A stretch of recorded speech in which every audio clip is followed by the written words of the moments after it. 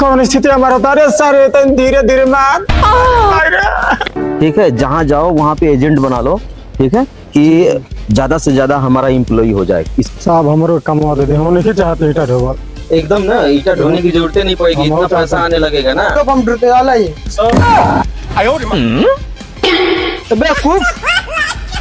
सभी लगे हुए हैं, सिर्फ एक रूम बाकी है। आज का पहला दिन है आपका, आप इस कंपनी के आराम से चलिए चलिए चलिए, कोई बात नहीं, उसको बनवाना पड़ेगा।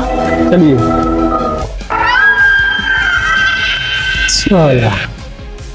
कौन का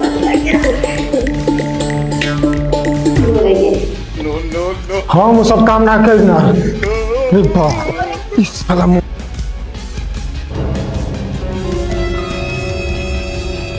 कौन स्थिति हमारा तारे सारे तन धीरे धीरे मार।